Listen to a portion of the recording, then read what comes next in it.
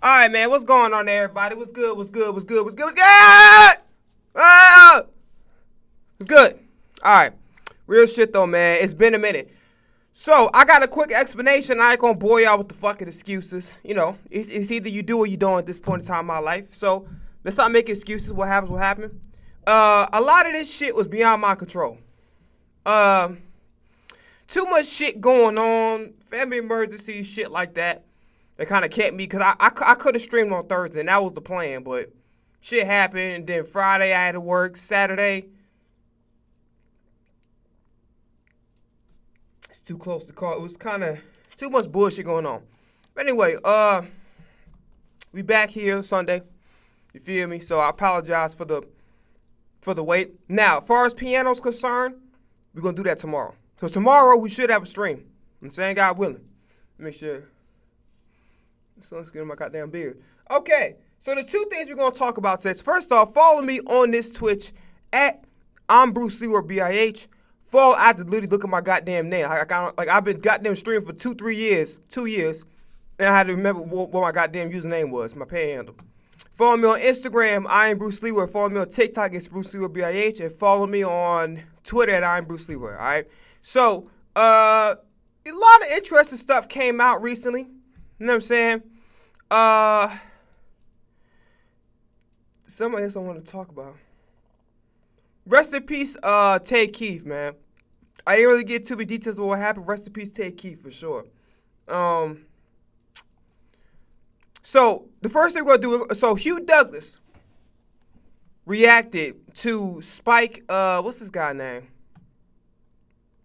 Joe Gigolo. What the fuck? Whatever, it's his name. Joe Gigolo and Hugh Douglas. So we're going to react to, I ain't going to lie to you. So, you know, if you look up on YouTube, maybe Hugh Douglas, do they have the rant?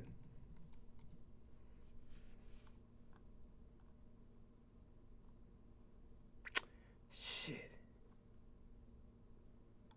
They don't have it, son. They don't have it.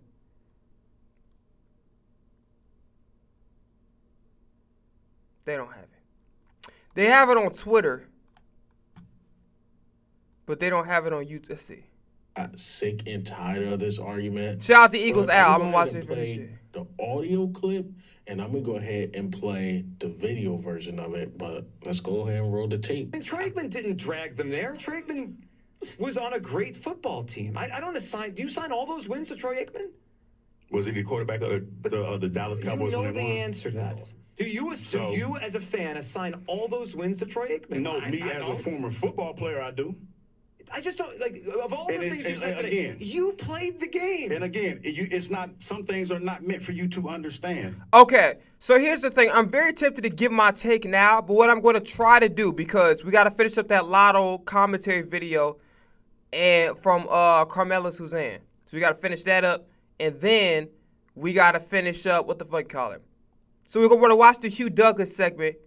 No, why the fuck did I turn off so fast? Sick and tired of Hold the on, my Dallas fault. You Cowboys know when the they won. answer to that. I'm sorry. Do you, as a fan, assign all those wins to Troy Aikman? No, me as a former football player, I do. I just don't, like, of all the And things you said today, again- you played the game. And again, it's not. Some things are not meant for you to understand. But that's just the way it is. So you had nothing to do with the wins? You know what? It was Donovan the quarterback of the team when he was playing. It was on him. We helped him out tremendously, though. This fucking what are you conversation. doing? Because I'm tired of this conversation. I really am. I'm tired. You know what? It was. I'm pissed the fuck off that they cut it off. I kind of know why they did it, because they have to follow the FCC rules. But I'm going to be honest with you, okay? This the good old age of 2026, okay? Nobody actually gives a damn about cursing. I understand they got to operate by FCC rules and what they allowed to say, what they not allowed to say. So they had to cut it off. But I'm going to be honest with you, I would have took that fine. I would have took that fine. The reason being is whoever ain't watching WIP is going to be watching it just because of this clip. And on top of that, he was ranting. He was about to go on a fucking epic rant. And they just goddamn turned that shit off like that. And I try to find, I think that's what it had, because I tried to see if there was like a fuller rant, but they should allow him to keep cooking. would have got in trouble, maybe written. I don't know how I don't know how you get in trouble in radio, because in a regular 9 to 5 you just get written up. But I know for a fact if they allowed it to happen, they would have got fined. The fine would have been worth it, because I would have actually made that money back with the amount of attention we would have got to our podcast. So that's like, oh shit, this what they doing, right? Even if you never have something like this, because obviously they got to operate by FCC rules, right? But my thing is this, okay? The reality of the situation is this. I would have took my chances. Knowing the traffic that could come back. Because let's keep it real. And this is why ESPN has went downhill, outside of the fact that they're not reporting the news objectively. They're just looking to fucking rage bait. The problem with media is it's still very traditional, very by the book. Motherfuckers don't care about that. That's why motherfuckers go watch players' podcasts, because they seen the game, they know the game, they've been a part of the game, they tell behind-the-scenes stories that people actually want to hear, right? Because everybody just thinks it's all peaches and cream and just basketball and that's it, but like, oh shit, somebody got into a fight. People love that type of shit. So when you have everything so uniform and like, oh, by the book, everybody gets tired of that shit. Like, everybody wants authenticity. People want, well, they really don't. But I already talked to y'all about that last video, then the videos before that. Over the past like 2-3 weeks, I've been speaking about it. But look, here's the thing. Like, some shit you just gotta let rock, because at the end of the day, it's about entertaining the people. That's really what it comes down to at the end of the day. And if you got everything so fucking uniform, by the book, don't say this, don't do that, like, niggas don't want to tune into that shit. Like, if I can get the same information and I can get it in a way where it's more entertaining, it's more funny, it's more off the cuff, it's more raw, why the fuck would I go back to you again? There's literally no point. And I'm getting it from players who actually played the game. And I'm getting stories behind the scenes that, you know, maybe you guys are not at liberty to share some of the stuff that you guys seen behind the scenes, whatever the case to be, or whatever type of access that you have with the teams, organizations, whatever the case may be. We get more behind the scenes stories that we never heard before. That's entertainment. And they're not boggled down by so many damn rules. So in this case, I think they have to operate by FCC rules, if I'm not mistaken. But I would have let this one rock, just because the money we would have lost, we would have got back in attention. Straight up. Like, I think that clip would have had some traffic come back. Now, I understand that, you know, the Philadelphia Eagles is kind of like a niche community, but still, I would have ran my chances with that one. Let's see. So, yeah, we're going to watch the full discussion. And about the Troy Aikman, so here's the thing, okay? So to give you guys context, we're going to watch the full video, even though I really don't want to watch the 20 because it's actually, like, fucking mind-numbing. You know what? I've been very critical about Hugh Douglas. You guys know this. I've been on the channel. I think he said some things that just really didn't make a lot of sense. But I'm going to tell you this. On this one, he's 100% right. You ever have a conversation with a motherfucker with no matter how much logical reasoning, like, let's just say, for instance, right, you having a conversation with a friend or just somebody, or you checking somebody about their behavior, you trying to make them see the error in their ways, or like some of the shit that they say is actually wrong. It's like it's wrong for that to come out of their mouth. But so you have a conversation with them and try to reason, you both get an understanding, right? So you understand where they're coming from, but you also let them know, hey, listen, your behavior or the words that's coming out of your mouth is wrong. And you could try to provide the most logical fucking explanations in the world. I'm talking about shit that's like undeniable truths. And really break it down and be mad respectful. And then the other person is just, you telling them straight up fucking facts. And you would ask them simple ass questions, and they not only would not answer the question, because their whole motive is not to have a conversation. It's basically to stay on the fucking point. Even though they've been proven wrong by actual tangible facts that you will present in front of them, they would deny it in an effort to preserve their bullshit argument, their bullshit point of view, or to keep doing the self-destructive or destructive behaviors to other people. They would try their best to, like, the whole purpose of the conversation, not to actually have a conversation with you and kind of get a level of understanding so they know where they went wrong at, or you know what, their only objective is to actually just annoy the fuck out of you, because they really want to keep saying what the fuck they want to say or keep doing what they want to do. And then after a while, after you being respectful, sometimes you be like, man, get this dumb motherfucker away from, like, you'll end up cursing them out or being disrespectful, not because you intended to do that, because the other person, the other party or parties involved are so fucking stupid and ignorant that they literally are blatantly rejecting facts presented in front of them. And then again, reiterating my last point, when you ask them simple ass questions that literally just require yes or no, sometimes things are a little bit more nuanced. Okay, and then that requires a deeper level of explanation pertaining to whatever question that was being asked. But some things is a little simple, it's a fucking simple yes or no. But the issue then becomes, if they answer that simple question yes or no, it debunks their whole fucking argument or point of view, perspective, whatever you want to call it. It completely debunks it. So they literally will refuse to fucking answer a simple question. It will keep moving in this fucking hamster wheel like a hamster is on a fucking diet and trying to lose weight and shit. They'll keep going to this fucking hamster wheel because they're not interested in having a conversation. Whatever bullshit that they're on, whether it be perspective, point of view, opinion, bad behaviors, they are willing to die on that hill. You know what I'm saying? They're willing to die on that hill. So sometimes you'll sit up there and have a real conversation with a motherfucker and they'll just be annoying the fuck out of it. So here's the thing. I've been critical of Hugh Douglas in the past, but I have to be honest with you. Hugh Douglas is 100% correct. And I'm not the type of person that say that all athletes are correct. Lawrence Taylor quite arguably is the greatest defensive player of all time. But he was wrong about Brady. He was wrong about Tom Brady. There's been a lot of guys that's been wrong. Shannon Sharp, Hall of Fame tight end, he was wrong about some of the shit he be saying about the Eagles. Don't make sense. Cam Newton was really good, and then he be saying some bullshit opinions that don't make sense. So I'm not saying that people that play the game always say shit that makes sense. But in some conversations, and I hate to be that guy because I didn't play. I'm a fucking diehard football fan, not just like the Eagles, just in football in general. I'm a diehard fan. But I also am acknowledging I didn't play the game. I really wanted to, but that's beside the point. I didn't play the game. So some things, sometimes my opinion is coming from a very limited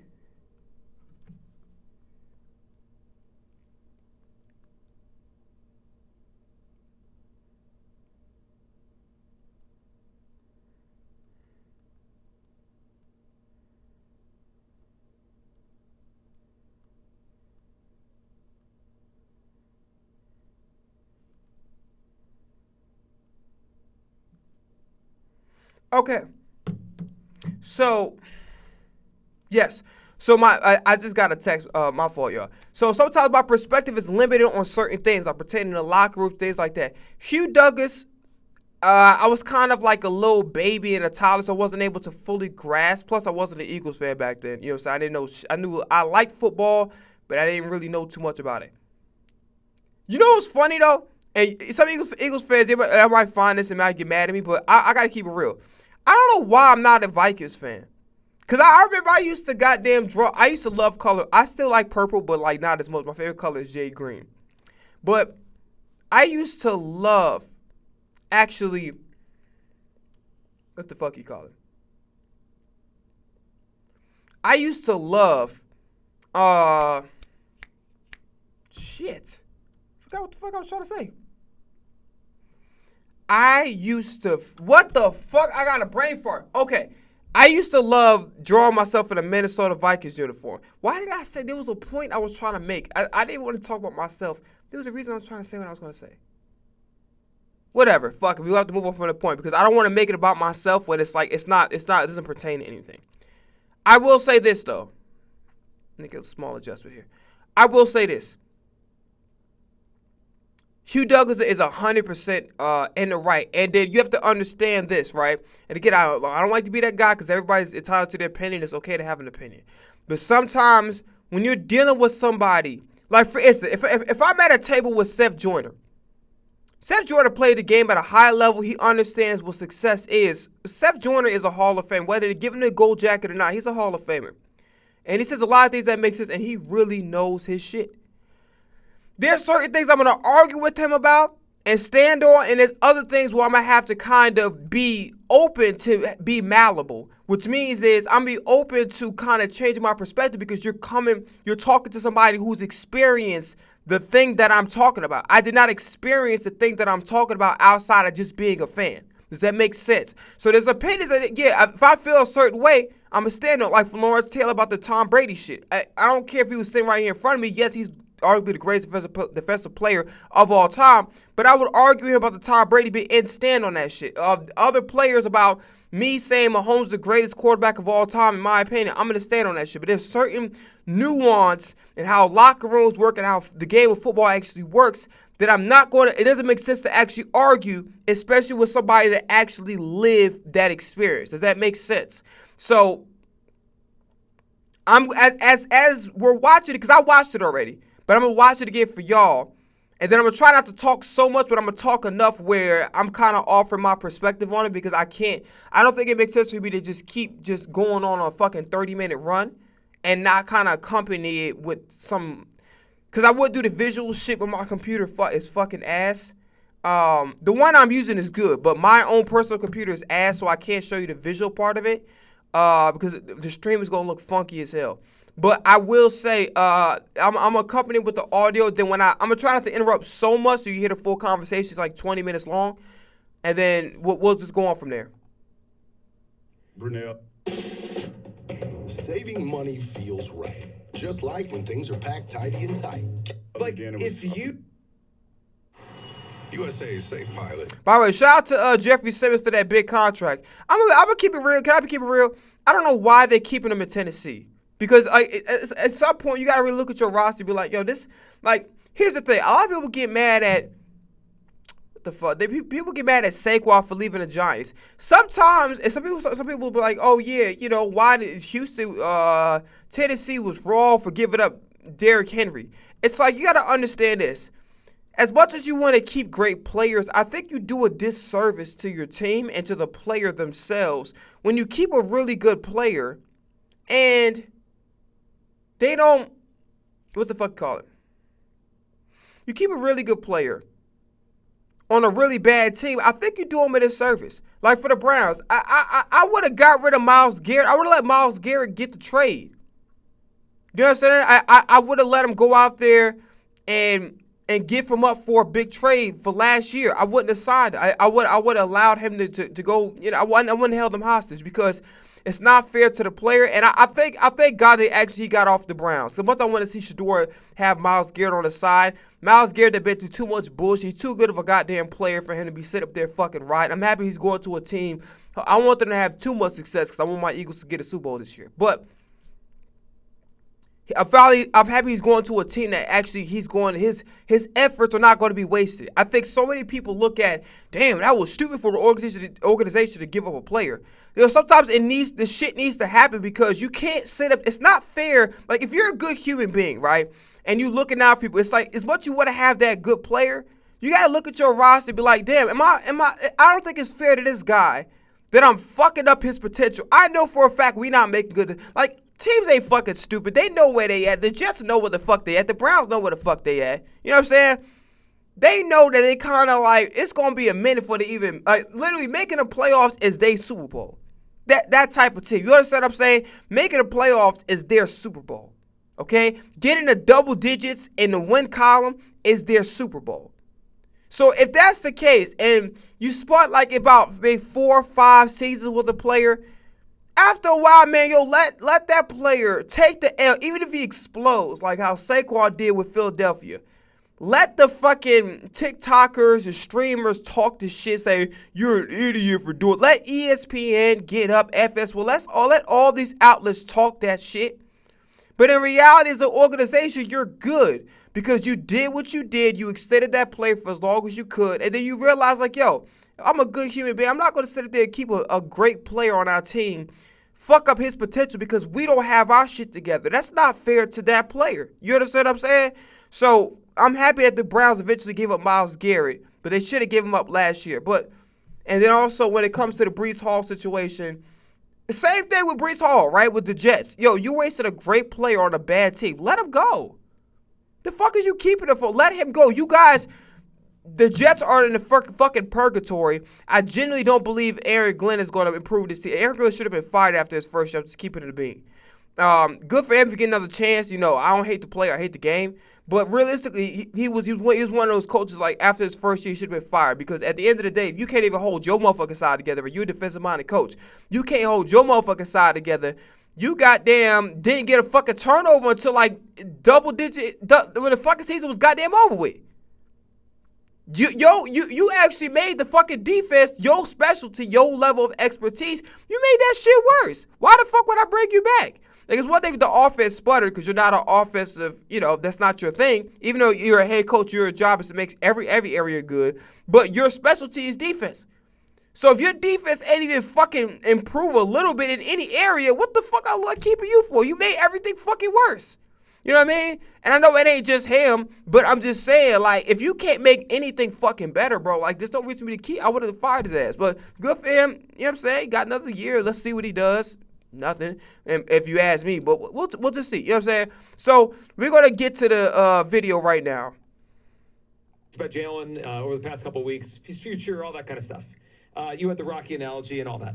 But one thing that always seems to come up in the Jalen Hurts conversation, like we will start a conversation, right? And we'll have our great listeners and callers jump in, and inevitably, I mean, it's there every time. It comes back to, well, he wins, right? They win with him, he wins, he's a winner. Mm-hmm. And I do think it is fair to categorize Jalen Hurts as a winner because he's been part of a lot of wins for a lot of years and a lot of teams, programs, all that. He plays winning football. But there is something that I've always, and this is not just a Jalen thing, I've always been uncomfortable with, and that is assigning wins to quarterbacks. Specifically, are wins a quarterback stat? You know, you go to Pro Football Reference, and it does have wins and losses. That's their name, right? It's just like completion percentage and yards and touchdowns and all that. It has wins and losses. I don't think they're a quarterback stat. I think we've gone too far with it because I have seen too many games over so many years of fan where the quarterback doesn't play well and his team wins. And I have seen just as many the other side where the quarterback plays great and his team loses. And it just has never felt fully right to me that we just assign wins and losses to the quarterback. Let me give you a few examples, and then I'm curious your take on this. Someone as Hugh's played with a lot of quarterbacks and played against a lot of quarterbacks. So I wrote down 4 different games, and 3 of them are on one side of a ledger, one's on its own side. 3 games. One of them is 15 of 22 for 101 yards passing. Mm-hmm. The next one is 14 of 21, 108 yards passing. Another one is 14 of 28, 135 yards passing.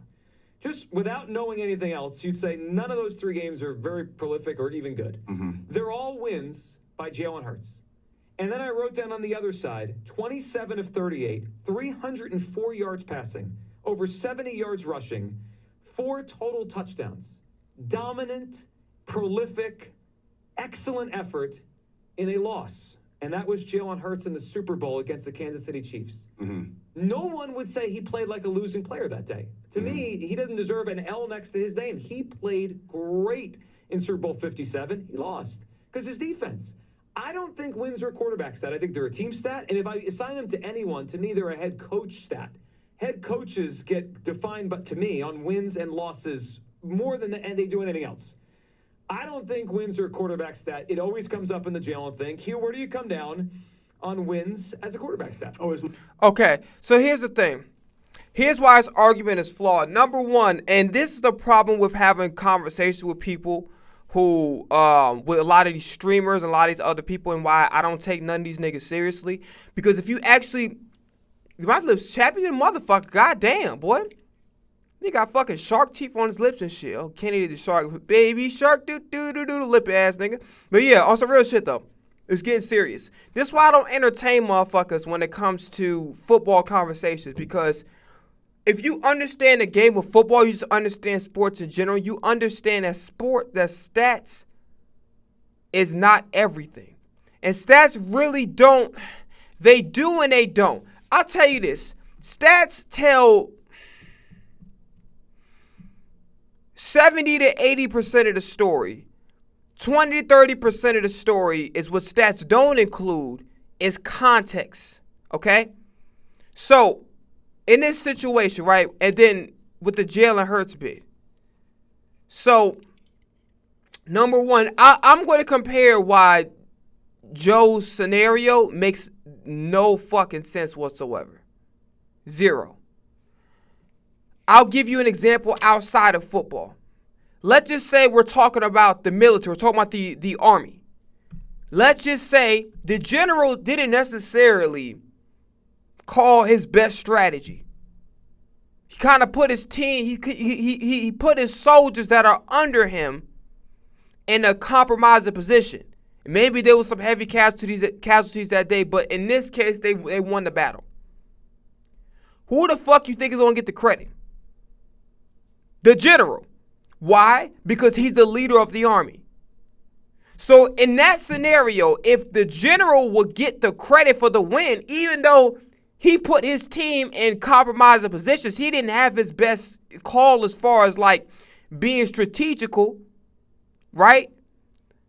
He still will be credited with leading his men to the victory, even though it wasn't his best showing as far as strategy and maneuvering around the opponent. Like his boys, his soldiers, the people under him, they had to improvise a little bit more to get the win. In this case, though, the victory still gets attributed to the general, the leader of the fucking army. It's the same situation here. The quarterback is the general of the fucking football team. He's the leader of the team. So regardless if he plays bad or good, if they win with him at the helm, he had to have done something right. And here's the thing that, again, I kind of like going back and forth, but this is the reason why I don't like arguing with people who don't understand the sport and don't understand sports in general. Stats do not have context. Okay? Stats don't say, oh, the coach was fucking terrible and put the quarterback in compromising positions. They don't say, oh, a coach just ran inside zone the whole fucking time. Oh, coach ran the same predictable plays and the fucking defense knew every single play that was coming. Stats don't tell you have a fucking porous offensive line that's more porous than goddamn SpongeBob's body. Okay, stats don't indicate that. Stats don't indicate bad coaching. Stats don't indicate how much the pocket was. They kind of do. But it's so much shit to take away outside of just bare statistics. I'll give you an example. The Dallas game, I think it was the season opener. Jalen was fantastic. Especially before the rain delay, Jalen was fantastic. Now, his numbers didn't look that way. But if you paid attention to how he played the game smart, efficient. He made really good reads. He did exactly what he was supposed to do. To me, he damn near played perfect football before that rain delay. I think he kind of tapered off a little bit towards the end. Before that rain delay and the season opener, the stats wasn't fucking gaudy, jump off the page, but he did what he's supposed to. Also, the quarterback position is not played one way. Also, and here's where people get it fucked up, right? People think that, oh, you got 300, 400 yards, right? Let's just say, for instance, I was 13 for 17, 352 yards and 4 touchdowns. You would think, oh, shit, that's a fucking fantastic day. But then if I tell you, let's just say we in a shootout with the other team, and I told you that let's just say I had one incompletion in the first half, but the 3 incompletions in a tight game were bad throws, were throws in bad windows, throws that I had no business making. If I just look at the stat line, 13 for 17, 352 yards, 4 touchdowns, you would say I had a great game and it's not my fault. But if I tell you, what's the stats, that stat doesn't say that. If I tell you that those 3 incompletions came from bad throws and ill-advised reads that almost got picked off, does the 13 for 17 actually tell you that story? No, they don't. So that's why I don't bother. I can't sit and talk to a lot of motherfuckers about football and about sports in general, because you cannot just look at surface stats. And I think the problem with the Jalen Hurts conversation is that a lot of people just look at, 100 yards. Damn, he didn't get to 200. Not understanding that, okay, let's look at the film. Let's see, because sometimes there's 2 conversations, maybe 3. The first conversation is he played efficient, he took what the defense gave him, and he called it a day. Right? The second thing is he missed a lot of opportunities. He was kind of too afraid to push the ball down the field, kind of was waiting too much for things to be wide open. Which a lot of people say that that's Jalen Hurts, and I have to disagree with you on that. I think it's more or less this is how he's coached. And I think he did that before, where he tried to force things, especially in 2023 in the first half of 24 before we made the turnaround. And he was turning the ball over a lot, which was uncharacteristic for Jalen Hurts. So they had to make an adjustment. So it's not like Hurts is like risk averse. It's more or less of he's doing exactly what he's being coached to do. Because when he tried to take chances, and also, let's think about it like this, right? You take a bunch of chances all the time, you know what you're going to end up being? Lamar Jackson, Josh Allen. An early fucking exit. In between a good quarterback, a very good quarterback, maybe less than that, and a great quarterback, great quarterbacks are elite game managers. But game manager gets a bad stigma because people are fucking stupid. They don't understand the game. The only thing they understand is YouTube highlights and TikTok highlights. They can add some fucking 1900 Rugrats song on there. Right? Highlights are good for regular season. They don't put rings on fingers. Okay? Outside of maybe if you decide to get engaged, I don't know. But if you got a gold digger with you and you ain't goddamn making the Super Bowl, you won't be there for that long. So her ass won't be there for that long either. But bottom line is this. Game managers gets rings on their fingers. You can have the 400-yard games all you want, and that's fine and dandy. That's cool. But you have to know how to just take what the defense gives you. You got to know when to throw the ball away. Okay? Not every play need to be a completion. Not every play need to be in the field. Sometimes like, oh shit, brush the comment, throw the ball away. And in that case, it's not a completion. It's an incompletion, so it kind of goes against you. But good play. Good play. Right? So stats leave out a lot of context. Because you have to actually watch the game to determine, was there bad play calling? Was the offense predictable? Did the quarterback actually have enough time to make reads? Did the quarterback take advantage of all the opportunities presented to him? Right? And there's so much fucking nuance. And just looking at a stat line in the purest state of mind is fucking stupid. It's stupid. What if you had a rough first half and a second half? Let's just say, for instance, okay, let's say if Jalen ended up having a 150-yard game and he had 25 yards in the first half. And he had a 125 in the second half. In a hypothetical scenario, what does that really mean at the end of the day? He finished strong. He started off rough, but he finished strong. Right? So, there's so much context that stats leave out. But just like an example that I gave, the general, even if his strategy was horrible and he had a lot of casualties because of his poor planning, if his people made up for it and improvised, you would speak about it maybe if you knew. But the person who gets the credit would be the general, the leader of the fucking army. The same shit with football. So I think the problem when people talk about Jalen Hurts is people keep talking about fucking stat lines.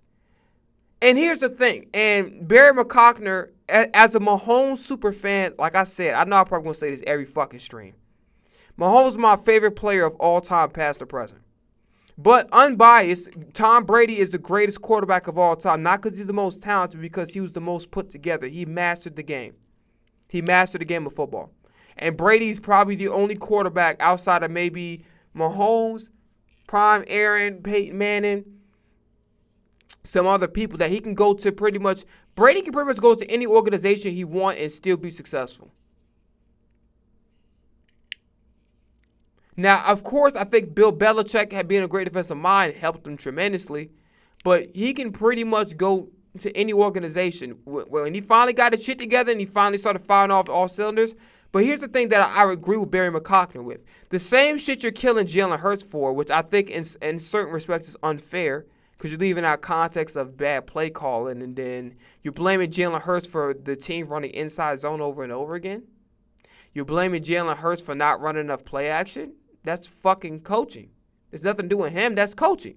So you're assigning blame to him when sometimes you look at the film and nobody's fucking open. And then the receivers are not coached to go goddamn keep going. It's just, okay, we ran a play, shit's dead, everybody just fucking standing there hoping he throws the ball. Where's he going to throw the ball to? So a lot of you clowns like to say shit about Jalen Hurts, but you guys don't understand football. You don't understand how the game is played. You just look at fucking TikTok highlights. And they're wondering why your favorite quarterbacks are sitting at fucking home and have never sniffed the Super Bowl. I mean, Josh Allen, great quarterback. I respect the hell out of him. I don't hate the guy, but I don't even want to talk about him anymore because they fucking annoy the shit out of me with how much they fucking glaze him. Let him accomplish something that's worth glazing over. Pause. Don't just keep glazing a guy just for the fuck of it. Because, like I said, we all know who they really want to be the best quarterback. That's why they try to act like Mahomes ain't doing shit.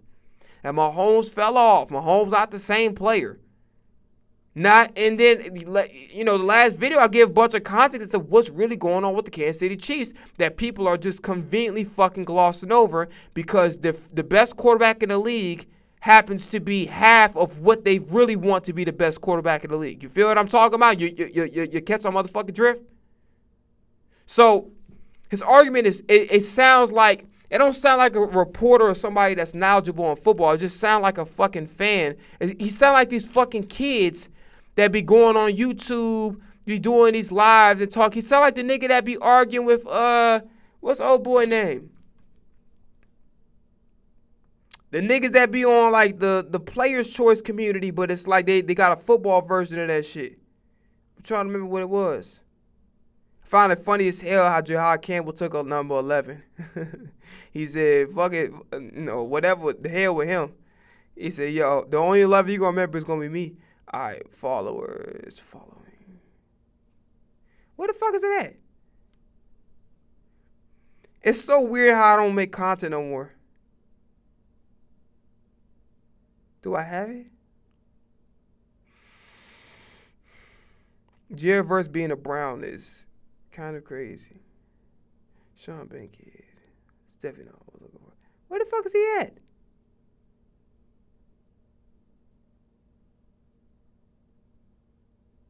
Dude, where the fuck is it? Son. Where's it at? Where the fuck is it at, dog? This is crazy, son. How I can't find it?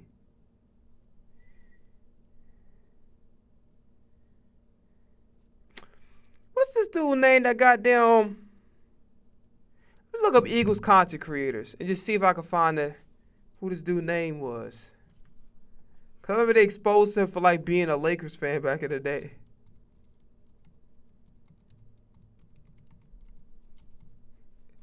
God damn, bro. They can't spell for shit. I'm about to put back on the video. I just trying to make a point. After this point, we go back on there.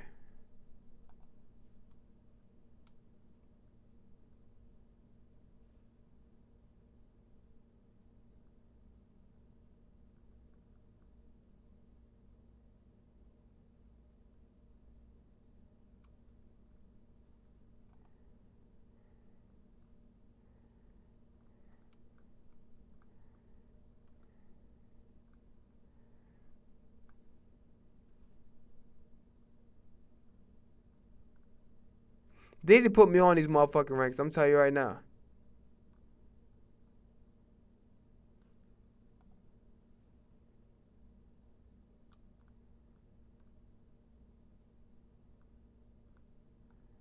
Thomas Mob.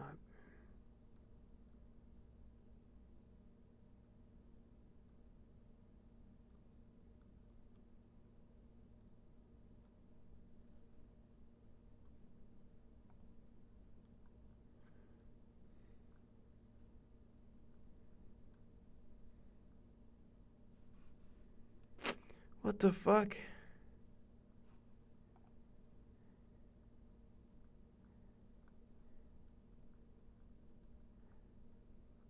What is the goddamn...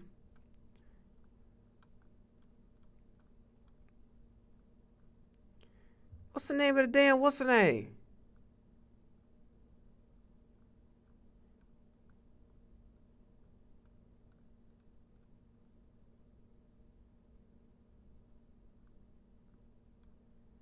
I can't find it. But they should have his goddamn... I should have his... Fuck. Damn. I forgot old boy name. But whatever. The point still stands. We're gonna move forward. It's most definitely a quarterback stat. And you know what? While you were sitting there talking, you know what the thing I thought about was the Baltimore Ravens, right? And I thought about that vaunted defense that they had that year that they won the Super Bowl when they had like Sam Adams, it was Tony Siragusa and all those other guys. Lewis, right? Yeah. Great. And I remember. Also, real quickly, he said that he hate that it's a quarterback stat. Okay, what is it actually truly affecting though? Is it actually affecting how it's like? You got to remember this: when you're making an opinion or having a big discussion about something, what is the actual point of what the fuck you're trying to of what you're trying to say? You understand what I'm saying? It's like, let me just look at this Crawford shit because I'm just interested. We don't do shit like that. Like, if you cool with him and you more cool with him. Oh, I already seen it. Brunette.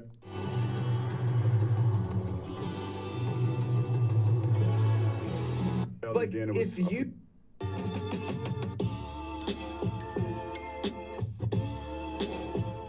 That they won. Now, to win those games, like Sam. It's a quarterback stat. It always comes up. The Baltimore Ravens. Right? Okay, so last point. You making this argument, what point are you actually trying to make? Like, what is actually going to change as a result of people believing your perspective? His perspective is not, like, he just brought up a dead ass, I ain't gonna lie to you. This shit is a nothing conversation. This is a nothing conversation. This is a conversation about absolutely fucking nothing. He just wanted to just hear himself talk. Like, you know how a motherfucker be sitting up there, goddamn, making up they goddamn some philosophical deep ass shit, thinking they goddamn motherfucking Socrates and shit. Just they'll say something that like they'll use profound language and just overly elaborate ass vocabulary for no fucking reason, and they'll be doing that because they want to try to make themselves seem smarter than what they are. But if you actually break down what the fuck they're saying, you start to realize, dog, you're not saying shit. You know what I mean? Like, so in this case, like, the same rule applies. Like the guy's not saying a fucking thing, to be honest with you. So like, to me, it's a nothing ass argument because outside of just talking and creating discussions for sports panels, nobody really gives a fuck that, like, assigning wins as a quarterback stat is not really as big of a deal as much as he's making it out to be. It doesn't actually affect how the game is played. It's just more or less of, it gives these sports panels something to talk about. So he's just saying a whole lot of fucking nothing. Like, there's no actual point to bring up this long, elaborate ass conversation because outside of having something to talk about, assigning wins as a quarterback stat, and even if I would agree with his opinion, who the fuck cares? You understand what I'm saying? So that's how I feel about it. And I thought about that vaunted defense that they had that year that they won the Super Bowl when they had like Sam Adams, it was Tony Siragusa and all those other guys. Lewis, right? Yeah. Great. And I remember how good that defense was that year. But you know what and you know what? They probably were the only ones, because I was about to say they couldn't score points, but they did. They helped their offense. But at the end of the day, that offense that went out there, if they don't score the points that they scored, I don't give a damn how well that defense played, they're not going to win that game. They did just enough to win those games. And I know that Trent Dilfer does not get the accolades that he should. Well, I'm not gonna Out say of he curiosity, real quickly, I just want to just see Trent Dilfer's career. And then see, particularly that year they won a Super Bowl. He had a long, lengthy career. I ain't gonna lie. He's not a Hall of Famer, I guess, but he's had a long, lengthy career, and he's been around. Like him and Jeff George this nigga been on like fucking 6 teams. Shit. One-time Pro Bowler. All of one time, nigga. One-time Pro Bowler. Hell no. Oh, he was drafted number 6. That's interesting. Played 5-2-5. He's over 2. Damn, 46%. What the fuck? He only scored 4 fucking touchdowns. That's it. 18 and God fucking damn, this nigga's a bust. What the fuck? Tampa Bay the second year improved numbers slightly. This nigga's awful. This nigga's ass. And then his Pro Bowl year, his only Pro Bowl year, he was ass in that too. This shit is ass, son. These stats are ass. These stats are legitimately fucking ass. They gave this nigga too much fucking time. Like, in the modern NFL, he would have had 2 seasons of doing this bullshit, maybe a year and a half. He would have got traded. So Baltimore's only season. So he only started 8 games out of 11. The completion percentage was pretty good, but it played like fucking 8 games. I mean, 1502. The nigga threw 11 interceptions and only fucking 8. What the fuck? What do we do? What? What? It's fucking crazy. After that, I got tired of this nigga being a starter. So he never really outside of Cleveland. And he was fucking terrible. And geez, this nigga's ass. This nigga's legitimately ass. All right, let me see the 2000 season. Let's see the playoffs.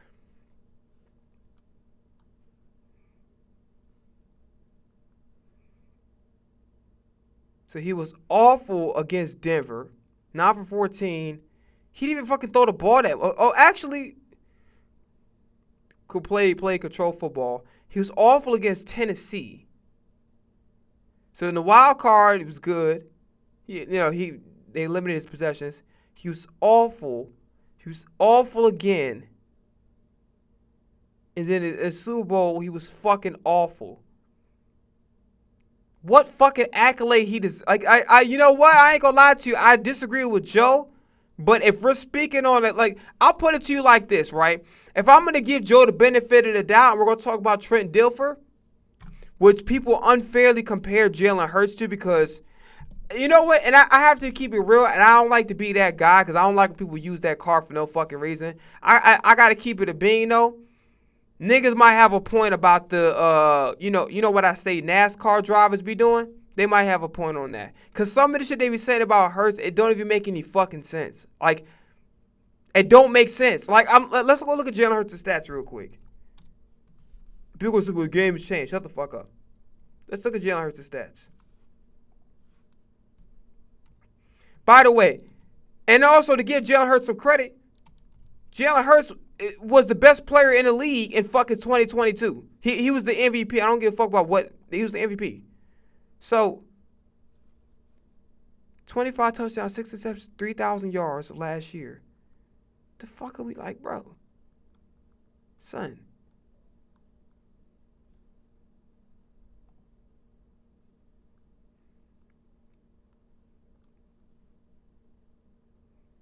Bro, his first fucking season was on Trent Dilfer level.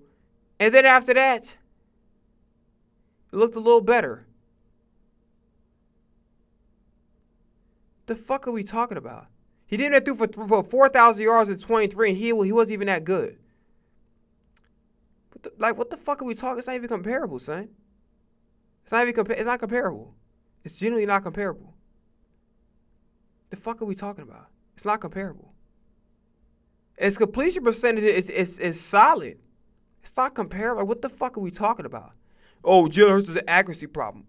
He's consistently over the 60% mark. He's at the league average. What the fuck are you talking? Shut the fuck up. Shut y'all stupid bitch asses up. He's at the league average. 64 to 67. That's league average. The fuck are you shut the fuck up. People are just so fucking stupid. Because he shouldn't, because that defense was just lights out that year. But the bottom line is this. He was the quarterback of that football team that year that they won. Now, they're not going to give him, props or anything because that defense was one of the better defenses. That defense has been compared to the 85 Bears. It's the best one I've ever seen. But I didn't see 85 the Bears. reality is this. That if that offense doesn't do what it does, they don't win that Super Bowl. And you know what I also thought about when I think about this? It's the more that we talk about the winning is not a quarterback stat, to me that sounds more like it's. Imagine being able to build an app with your Imagine being name able to on it watch just by something and thinking get a about it. stupid ass ad for no Base reason. 40 So we can win arguments. Not saying in this setting, but it's because we have gotten to the point where the quarterback play has changed so much. Because back in the day, it was sitting in the pocket, it was winning by throwing the ball, and that was the measure of the quarterback. That was his stats. But the game has evolved so much. The quarterback position has become so athletic that now you have to measure it in different ways. And for some people, they cannot quantify that because they're stuck in that past thought process of if you're not throwing for 500 yards a game and if you're not throwing this many touchdowns, then you're not as valuable. But we've always been told as a former player that that's the most important position on the field. And when you have a guy back there, he might not have those old school intangibles that you want in your quarterback, like the strong arm or the statuesque body or anything like that, but they find ways to win games. I remember when, who was it, Flynn, the guy that was at Green Bay that got traded to Seattle? Matt Flynn. Matt Flynn. Yeah. And I remember when he was paid all that money. And then Russ came in and took the job. And Russ came in and took the job. And Matt Flynn was a better quarterback. He had a better resume at that time.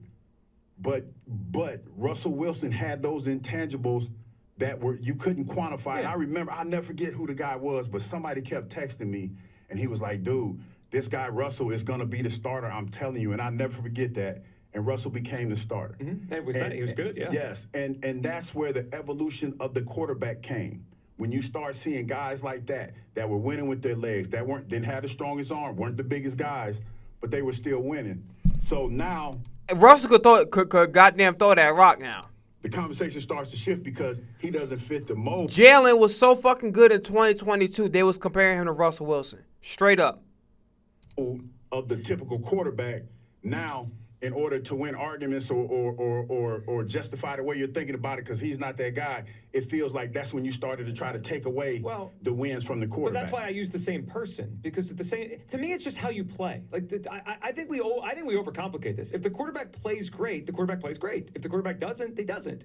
Like I've seen Jalen Hurts play poorly and they win the game. I mean, we watched it for the entire season this year. He played poorly in the Buffalo game. They won. He played. This what pissed me off. This right here pissed me off because I'll be like, well, he didn't complete a pass in the second half.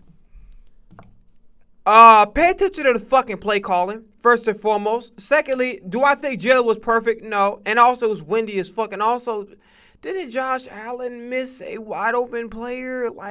And Josh Allen didn't really play good either. To keep it a bean, Josh Allen wasn't particularly great. Let's keep it all the way a bean. And it was windy outside. It was windy as fuck. So, it's just I really hated this argument because I think, given the circumstances, I feel like Jalen Hurts, if I remember that game correct, because I think it was on Sunday. I think it was America's Game of the Week. He did what he could with the opportunities that were given to him. So, honestly, this fucking thing, and again, guess what he's based it off of? The fucking stat line. Nothing, because if you watch the game, Jalen did what he had to do. He did what he could. I don't think, regardless of whatever the fucking stat line, I'm not completing the pass the second half. I refuse to say he played bad. I think he tried his best with what the situation was given, the circumstances he was put in.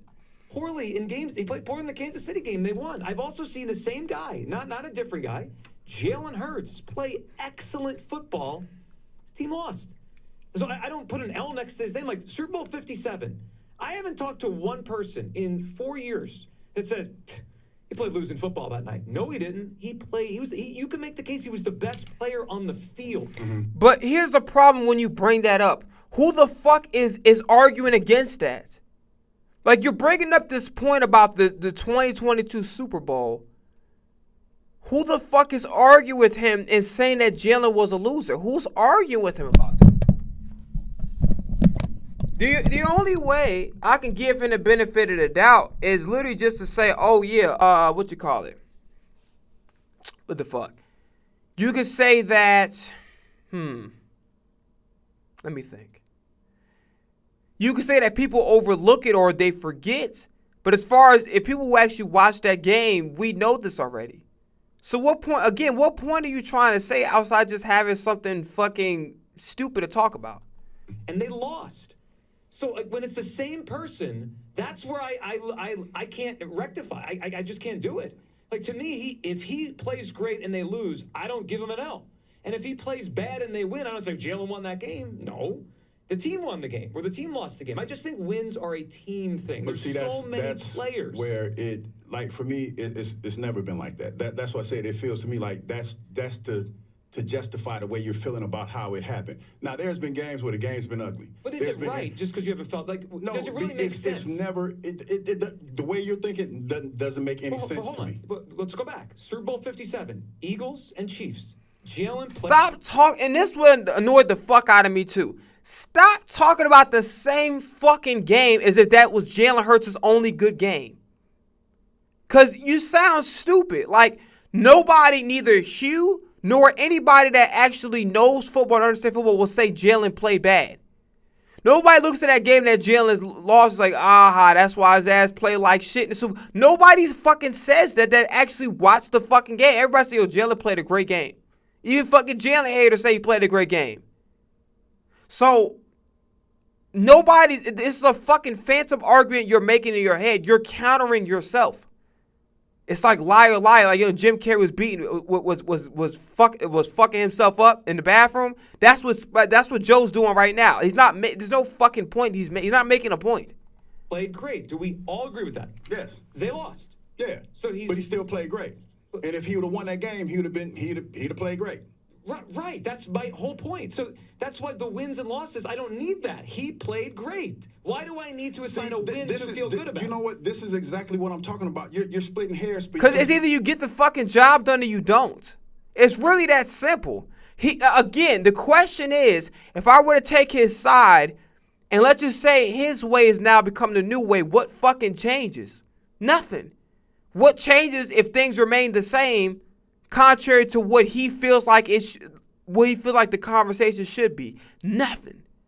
The game's gonna be played the exact same fucking way. The only difference is Goodell gonna make the fucking game soft with all these little pity pat ass rules and shit. That's about it.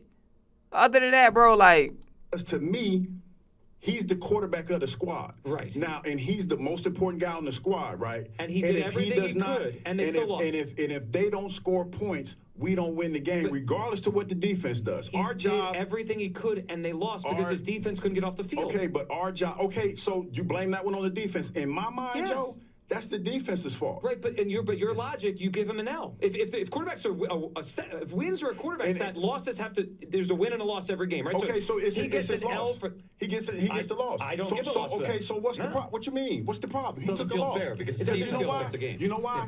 How many times have we heard he didn't do enough to win the game? That's on the quarterback, especially when you get the ball last. But he did do enough to win that game. This is where we are not going to agree, and no matter what I say, you're not going to understand. It just doesn't feel fair. No, it it ain't about fair. It's that's the whole point of about this. the way the game has been played forever, or the way that I think about the game. the way I'll make this like two sentences. Too much is given, as much is required. So if you're in a leadership position anywhere, if your team is fucking up, that's on you. Even though you technically doing your part, if your team is fucking up, the team that you're leading, just in business, in anything, it's on the fucking person. It's like, let's just talk about academics, right? When his fan pages say some salacious ass shit, you then going to sign or go find me the fucking editor, go find me the columnist or whatever the fuck the positions are, go find me Grand Wizard. No, niggas gonna be like, oh shit, who the fuck academics think he talking to? They're gonna go at academics because it's his fucking page. Anything no jumper related, they going after fucking Adam 22. Regardless if he was the one who made the post or not, which most likely he wouldn't because he's busy. He's the boss. So in this case, to much is given, much is required. As the leader of the football team, which is widely considered a quarterback, everything falls on you. Regardless of his bad coaching, players dropping the football, you didn't get the job done. That's it. The fuck, like, it's not an argument. Like, what the fuck is he talking about? Because as a defender, if I'm on the field in that moment, if Jalen has thrown 4 touchdowns and the ball is on me, then I didn't do my job, so that's on me. But you just said wins are a quarterback stat. No, they are because if I can't get, like, listen, Joe, if I can't get the quarterback back the ball and give him a chance to win, then that's on me as a defender. But by your logic, you say the quarterback gets an L when you can't give him the ball back. It doesn't make sense. Like, when you were playing with Donovan, and if your defense had a bad day, Donovan lost? No, you guys lost. Joe, to me, it works both ways. See, you're muddying the water. I'm not. If you say a quarterback is a win, if wins are a quarterback, explain to me how is it that if the quarterback doesn't win, it's the team win? I mean, how does that work for you? Because if the quarterback plays well and you lose, it's a team loss. And like I said yesterday, to me it feels like, especially when we have this conversation about Jalen Hurts, that's when we start to split the hairs.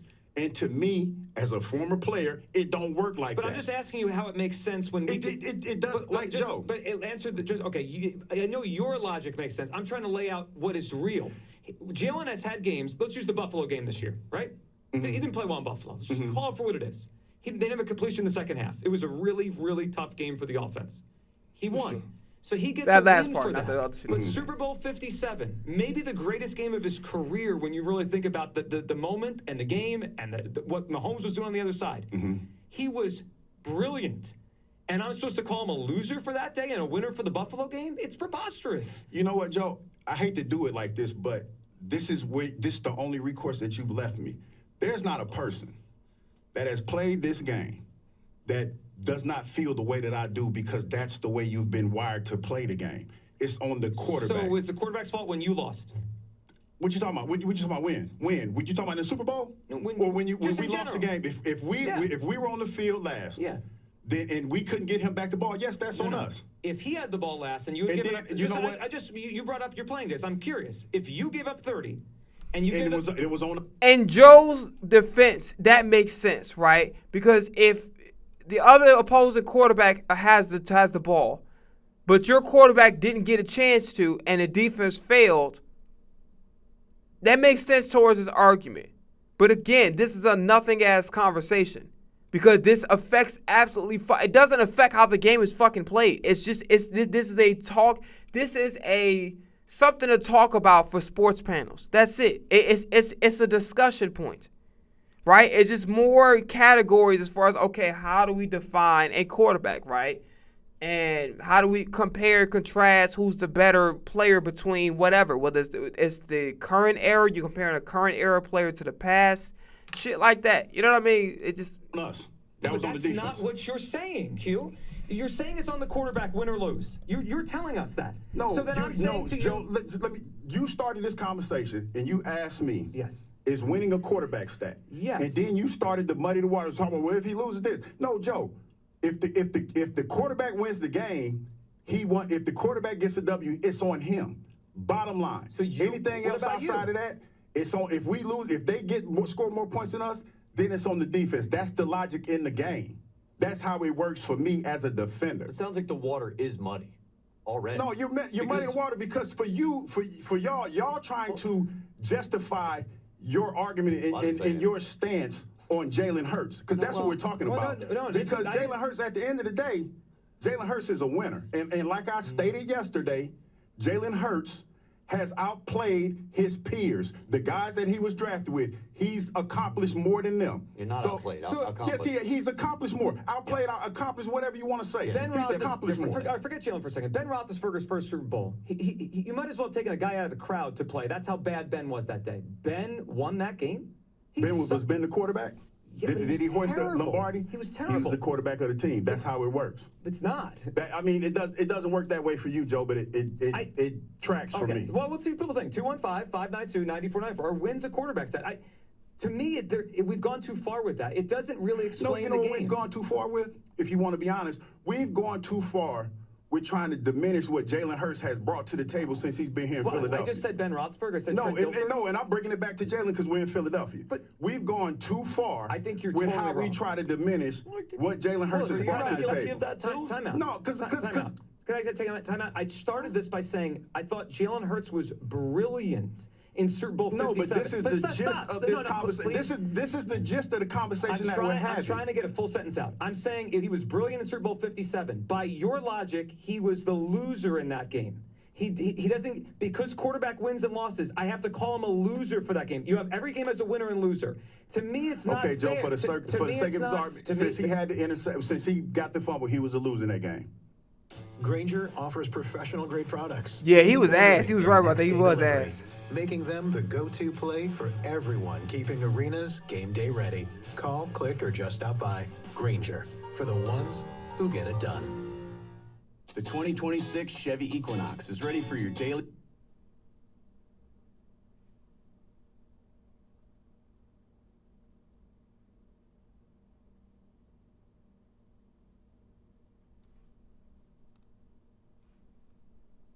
Rocked by Mahomes? But like I said, when you talk about, because that's the gist of the conversation we have. You're trying to do all this word playing stuff. The bottom line is this: for me and Jalen Hurts, and when I talk about Jalen Hurts, he's accomplished more than any other quarterback in his draft class. Has to do with the conversation. I'll give another example too. Let's go back to the military thing. Let's just say the general planned out everything the right way. And let's just say his army go and do what the fuck they want to do, and they get everybody killed. You know who that's going to go back on? The fucking general. Now, even the general did put his guys in position, and if they decide to go wrong and do what the fuck they want to do, that's a failure in his leadership. So in that case, the same logic applies to talking about the quarterbacks being a wins and loss stat. You know what I'm saying? Wins and losses being on the quarterback.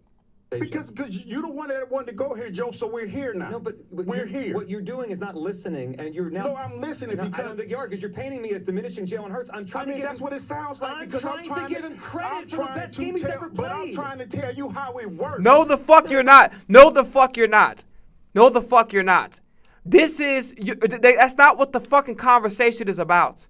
The conversation is about you feel like that wins and losses shouldn't be a quarterback stat. Now, the question is, why are you saying this?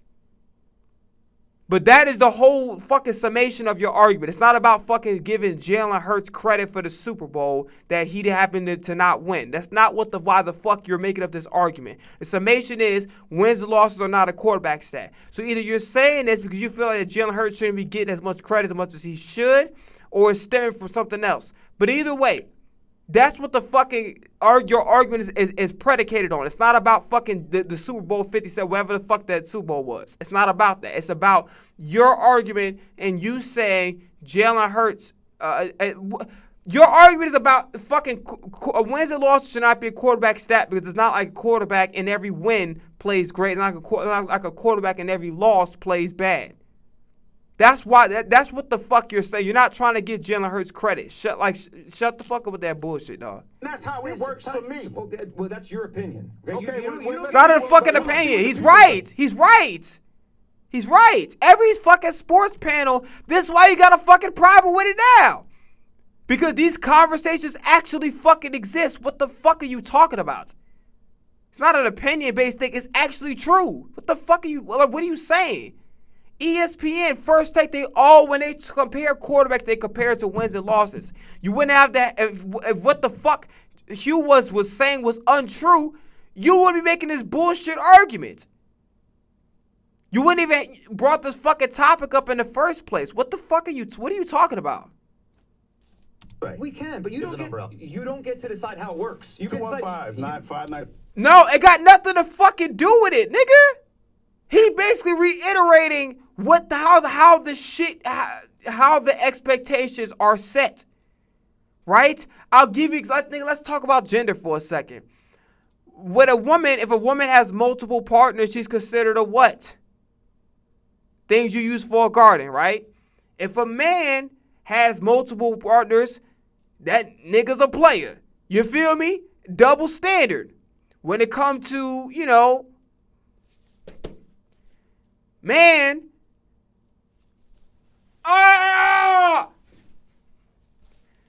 woman,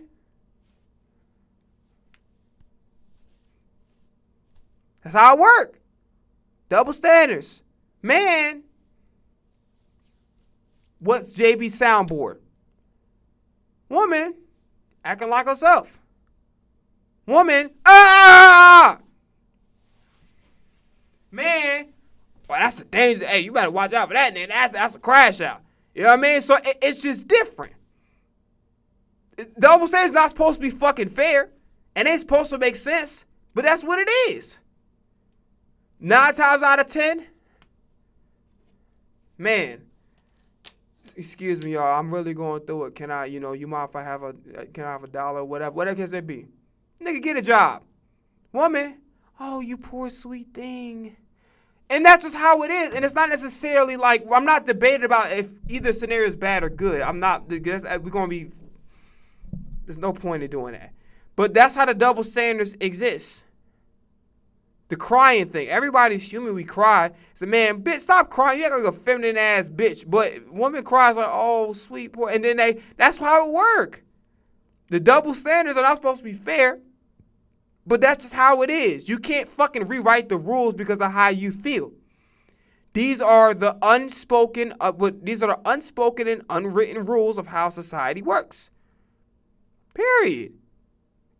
Regardless if you feel like it's right or not, it doesn't fucking matter. That's just how it is.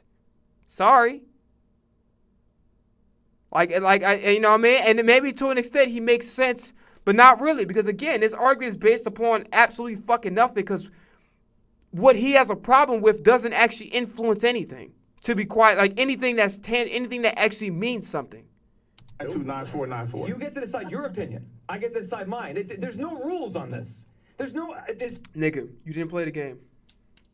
Respectfully, you didn't fucking play. You didn't play the game. You don't know that you're ignorant to certain nuances about the fucking game because you didn't play. He played the game. What the fuck? What are you talking about? What the fuck are you talking about, dog? What are you talking about? It remind me a little. Hold on, and then that Lord Jamar soundbite real quick. We'll be on 14-12.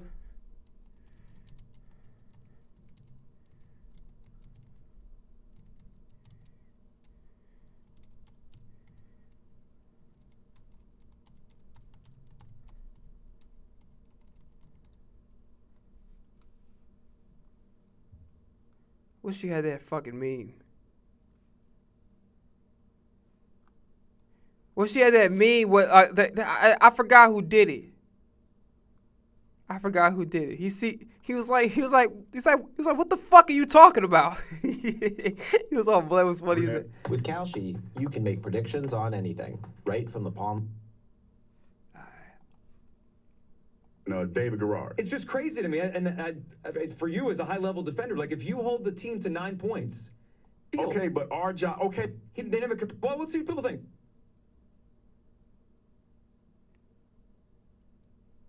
At 592-9494. You get to decide your opinion. I get to decide mine. There's no rules. This is how it works. It's our opinion on sports. Okay, that's fine. And you can have. In my opinion, it's on. If Jalen wins the game, Jalen gets the accolades for winning that game because he was the quarterback. And that's fine. But what I can't reconcile is the opposite. When he actually plays great and they lose, I don't blame him. That's to me. That's why it's frustrating. I'm trying to diminish him. I'm not. I'm actually taking the toughest night of his career.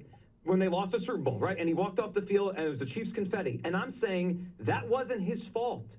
I don't say loser to that. And so the fuck what? Again, what fucking point are you making? You're not. Nigga, you could sharpen a pencil and you still wouldn't make a fucking point. Like, bro, like what? You're not making a fucking point here. You're just rambling about some shit that's like, again, this doesn't change whether we side with you or shit remains exactly how it is. It doesn't fucking matter because it changes absolutely nothing. It doesn't change anything. Say that was a winning effort. So, but by that same logic, on the other side, when I know he didn't play well, like in the Buffalo game this year, I don't say he's a winner. Like, he didn't play well that night. The team happened to win the game. So, like, it's not fair to me when you say I try to diminish him. I'm saying... And again, this is the kind of context you're missing. Overall, okay, he could have played not so great, but guess what? What if he made a good play in a big moment? What if he ran the ball?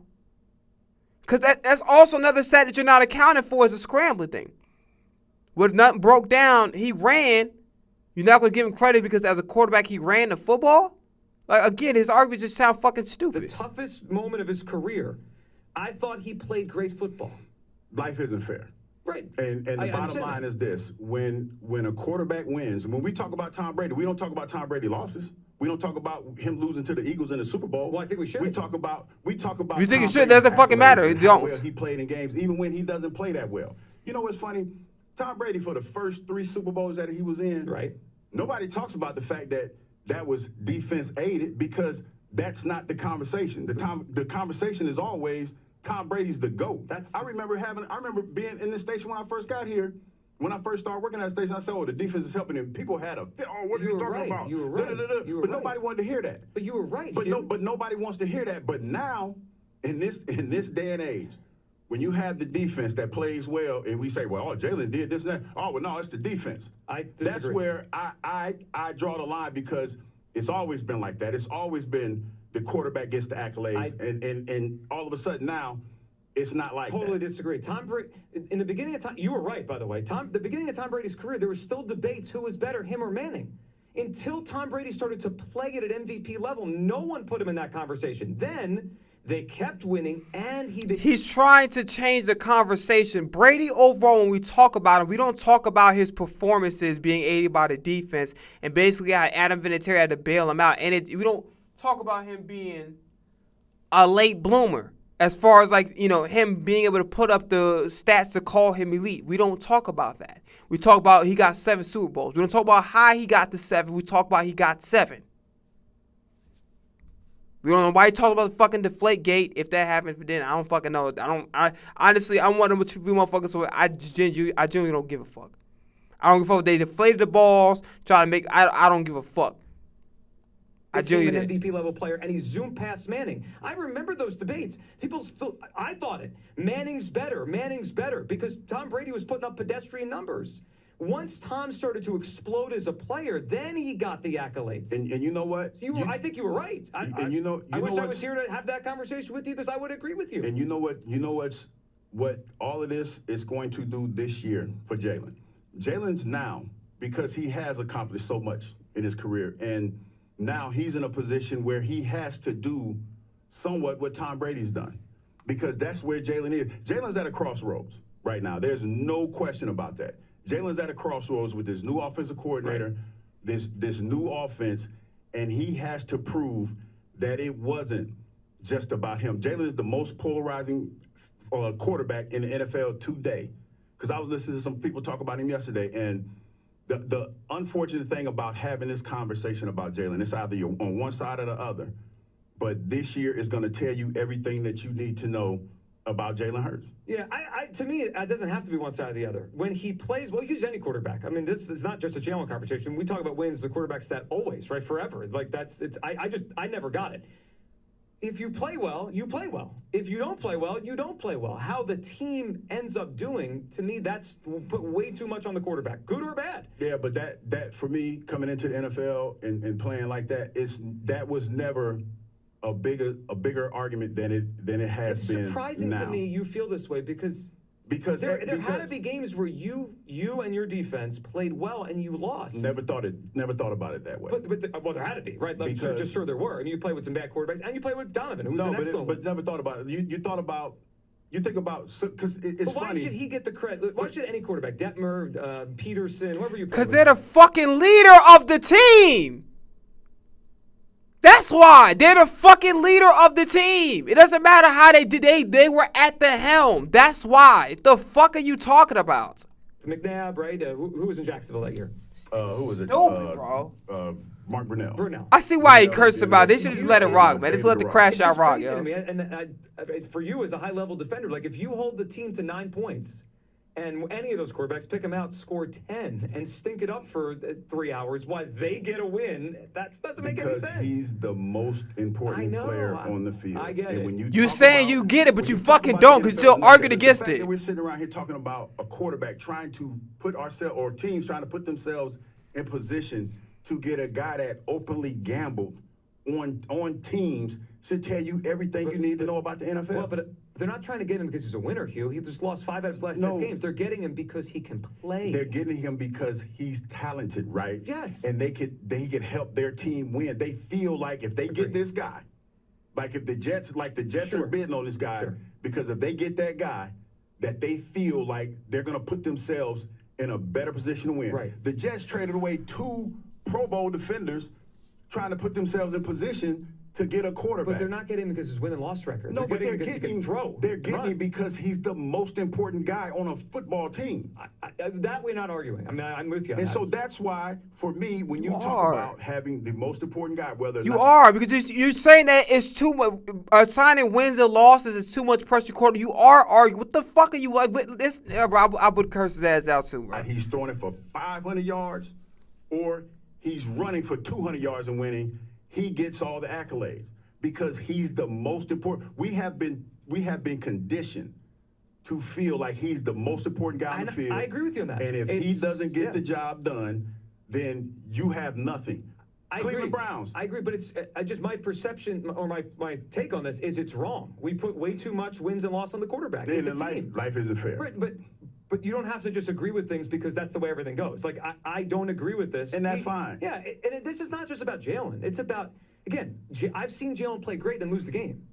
Not his fault. I've seen Jalen play not good and win the game. He didn't win the game. That's the team. To me, it's a...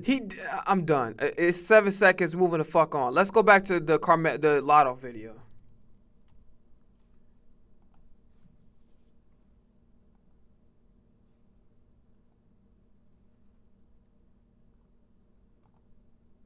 I got one challenge for you. Try whisper flow one time, and I promise. I do too. I got one challenge. Stop me with my fucking video. I hear some light-skinned women say this, and they say, well, darker-skinned girls were jealous of me because I had pretty hair. I had lighter skin. That perhaps they were not jealous of you because you were pretty and light-skinned, but they were frustrated at the privileges you received because of it. And I said this before, but I'll say it again. I'm a huge fan of Cameron Suzanne. This is one of the things I vehemently fucking disagree with, and I said it before the last video. I'll just make this quick so we can finish up the video. A child being bullied, regardless of wherever the fuck it stemmed from, is not acceptable. Regardless if they're not accessible to the privileges, whatever. Like, for instance, if somebody from another race bullies who happens to be a white person, right? It doesn't make it right. Because white people have more privileges in society to an extent, right? It doesn't make it fucking right. It doesn't vindicate that. How the fuck can you control something? Because again, like your argument will be good for if I'm a racist, right? Which obviously I'm not, because it'd be stupid. A light-skinned racist, you the dumbest motherfucker on the planet, right? And also, I'm too good of a person. Like I like everybody. I care about your character. I don't give a shit about none of that bullshit. But here's my point. Bottom line is that argument you could use for Ross. Like, you're trying to assign blame to something that you can't blame anybody for because they can't fucking control it. They can't control it. Like, why are we fucking endorsing ignorance? So honestly, this argument, like I'm a huge fan, but this argument is built on absolutely no logic whatsoever. It's a very stupid argument. I love her channel, love her work. This shit right here, the statement that she's making is very ignorant. It's very ignorant. It's not a highly intelligent statement. And I'm trying my best. I'm trying to put it because I like her. I respect her, but It's not an intelligent argument to make. It's low hanging fruit, and that's just I'll leave it like that. That they had to endure because of it, and that's not negating from the teasing. But I need you guys to start. We need to start being a lot more critical and nuanced when we think about these things. To spend more time dissecting the actual racism you face from your other side, i.e. her mother. She's talked about how her mother, when she got pregnant with Latto, she was completely ostracized because she had a baby with a black man. So did my mother, pregnant with a daughter. Abort that mutt is what they told her. My mom was pregnant with me when she was 15 years old. She went to a majority white school, so of course, her being 15 years old, pregnant by a black man, that was just too much for them to handle. She was not well-versed nor prepared to have this conversation on a wide scale. On the same token, I acknowledge that she was... So she's not allowed to say her experience about her family? Like, I don't get how that makes any sense. Like, I'm going to be honest with you. I'm going to keep watching this video because I respect her, and I'm pretty sure this video is not just going to be about that, but I have to be honest with you. This right here, let me just keep playing the video. Is young, and she's had that name since she was a little girl. It's been your rap name from the beginning? Yeah, from the beginning, since I was like 10 years old. So there were adults condoning it. There was somebody who probably gave her the idea, and they ran with it. They didn't talk about how this could possibly be perceived until she became visible, and that's where it was a problem. And not only that, if it's off-putting to your main audience, it's also terrible for marketing. Like, you also have to start thinking, when you get to a bigger scale, when you want to get that DoorDash sponsorship, or you want to get that Walmart sponsorship, I don't know, child, I don't even shop at Walmart. If you want to get whatever big-ass sponsorships, that being your name, a lot of people aren't even going to look twice. I know people say, well, black people reclaim the N-word, and people still argue and debate about that. I want to be very clear, like, everybody does not agree with that. A lot of black people didn't put the N-word in their name. So it's like you didn't have to say the word just to say their stage name. Anyways. No. We're not moving the goalposts on that shit. That is literally the exact argument you would make. That's the same shit I said fucking last week. You're trying to change the conversation because you know that you're wrong, but it doesn't appeal to what argument you're presenting, so you're going to dismiss it. When really your argument and on the...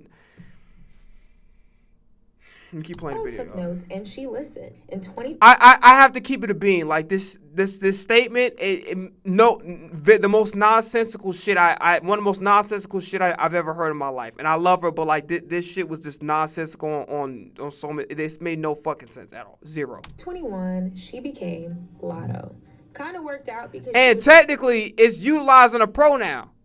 When I call you my nigga, like, yo, that's a pronoun. Like, so it is a name in a sense. It is a name in a sense. It's not a verb. It's not an adjective. It's like, it is a name in a sense. So it's just. Able to keep the branding familiarity because it's similar to her OG name. And on top of that, let's just say somebody, I might get controversy for it if I decide to do it, which I won't. But I might get if I decided to basically change my, say Bruce Leroy, I'm like, that nigga. I might get controversy for it because there's still a lot of people with prejudices about light skinned people they're never not really black. You know what I'm saying?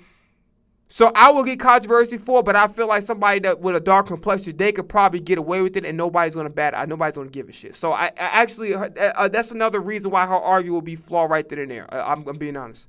But also, there's a bit of a double entendre here because she leaned into the lottery, money, riches, luck. And she said, quote, I'm growing up, I'm listening, to social media, I'm seeing the stuff that's going on in the world, police brutalities, all these matters that's coming up, and I'm like, that's probably not socially conscious of me. Because I didn't name myself that, I feel like I'm taking accountability for other people's actions or decisions for me. Basically righting other people's wrong. I would say that I was hard-headed. Then I feel like I started seeing a bigger picture and how it can be misinterpreted to the world. And then I started thinking people brought different stuff to my attention. I want to see you win, but when you win your Grammy, if you have a white presenter and they say, to Latto, isn't that weird? And I was like, thinking like, do I really want to have this image of me globally. I don't feel that strongly about it. It's not like I wake up and brush my teeth and be like, I'm mixed. Her gears were starting to turn. That was and funny that was as hell. probably one of the best moves. Hey, I ain't gonna lie to you. Whoever presented that argument to her, in that context, I could stand behind that. I can stand behind it. Now, me personally, I'm a nigga. I don't give a fuck. If I say something, I feel very strong about it. I don't give a fuck. Like, let's just say, for instance, I put something on Twitter and that bitch get no likes, maybe 3 likes, and then the opposing viewpoint that says that I'm wrong gets 10,000 fucking likes. A lot of niggas are so fucking insecure. They'll take their comment back, or they'll change their opinion because 10,000 people like the contrary. Versus standing on your own fucking business. Like, I'm gonna be honest with you, shit. She could have made in her career. So her identity and in that case, in that scenario, I with that argument makes sense. The shit that Cameron was saying, no disrespect, that shit made no sense. But the argument presented to her, it absolutely, like, whoever said that, good shit. Has been a point of contention. I respect that. So this is yet another example how, as an artist, it is much deeper than just the music. It dredges up conversations about the social implications, history, identity, and how times change. Because music is very interconnected to the present and the past. There has also been a question in the authenticity of her entire persona as a whole. Her accent. People from Atlanta very specifically have come out and said, I'm from Atlanta, and I don't know why she talks like that. Like, we do not sound like that down here. And they say she's not really Atlanta, that the accent is forced. Real people from the city don't talk like that. Look, I'm not an Atlantean. I'm not a Georgian. I don't know. While this might seem very minute, like, okay, the accent, she's a rapper, she's gonna put it on. Latto has been credited as the first solo female rapper to achieve several major milestones on major charts. And it's noted that she's from Atlanta. And so some people have argued that that is not fully accurate, that she's not really ATL because she's from... Tupac was born and raised in New York, grew up in Baltimore, and they claim from the West Coast. Corrupt is from Philadelphia. Exhibit is from Philadelphia. When we think of those two, I think, motherfucker, the baby's from Cleveland. The baby's aligned with North Carolina. So, it don't really matter. Young Dolph, Chicago. Who they align them with? Memphis. So it doesn't really matter where you're born. It really matters where you grew. It's a weird thing, but that's just not how this shit works. It just, like, I don't know why. And personally, I don't give a fuck. I don't care that, yeah, Dolph was born in Chicago, but he claimed Memphis because that's where he grew up at. I don't care. I don't view it no type of way. I don't give a shit. You know what I mean? Like, I don't get why this is even, like, it doesn't matter, like, where you born at. If you were raised somewhere, that's where they're gonna say you're from. You understand what I'm saying? So, like, it's kind of stupid. Like, for instance, like, when we think of 21 Savage, don't think of fucking him being British. We think of him being from Atlanta. Like, you know what I mean? So, like, it's the same concept and part and the point, because I know they technically together, but I'm just saying. Clayco. He never claimed the city, but made the city the shit that it is for real. So Migos is not Atlanta.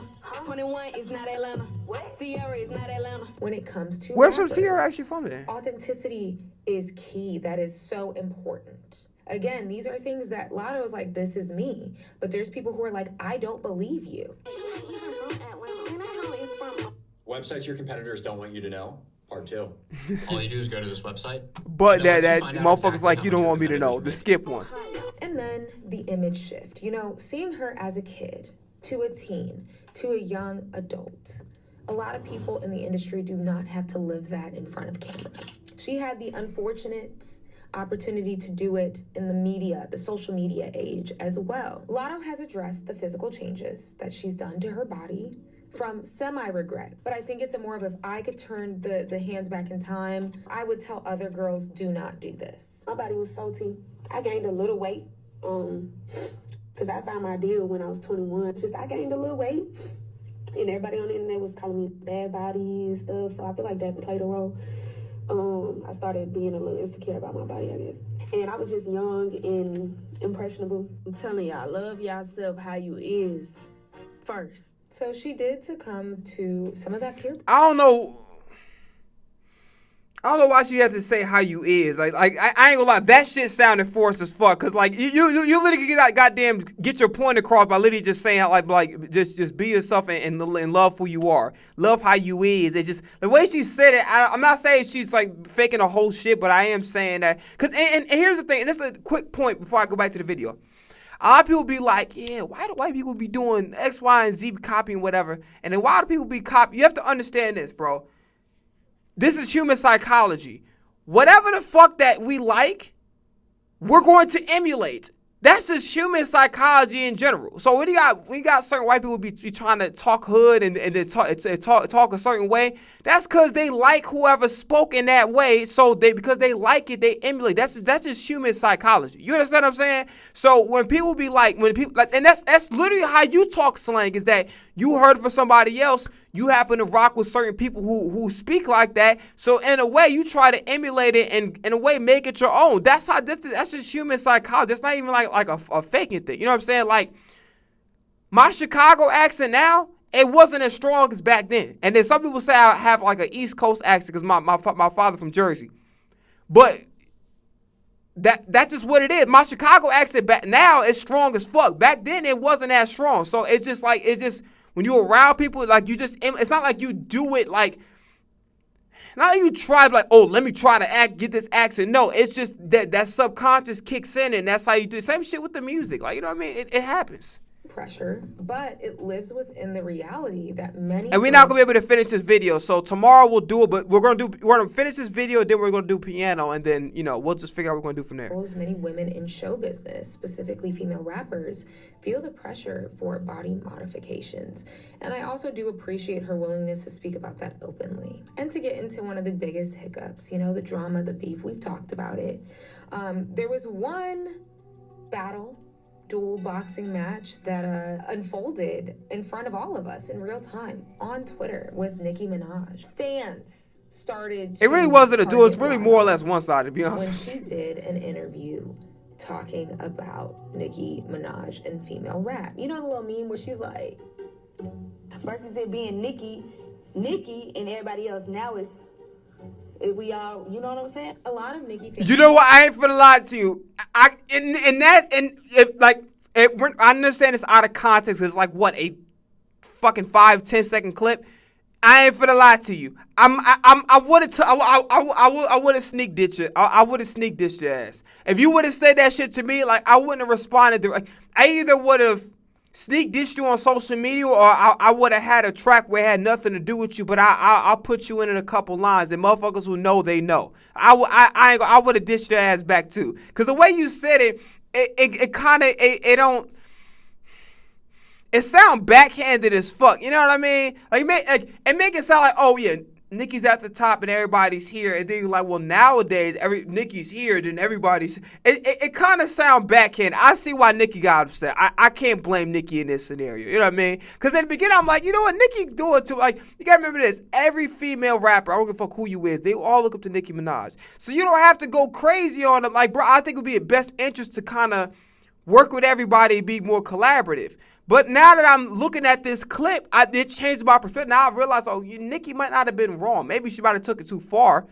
But I don't think she was necessarily wrong. If this shit sounded backhanded as fuck, I would have dished your ass too. But I would have did it in a slick way, because to me, it's not that serious. But I wouldn't let your ass know, like, hey, I heard you, motherfucker. Now I got some hot shit for your ass. Fans did take that as shade. I can understand why people took that. I get it. But to me, I don't have hive or stand mentality. So my first thought is not to attack someone. It's like, oh, okay, she could have worded that better. It was backhanded. But okay, sometimes it was backhanded. Like I would have got ass. I wouldn't have escalated, but I would have got ass back. Found it completely problematic and shady.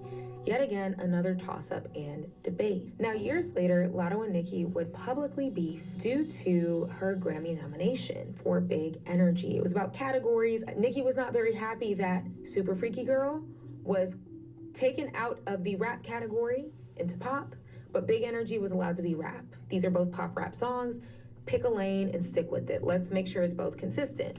But Latto's like, this is really funny to me because we're actually not getting along behind the scenes. Like, people don't know this.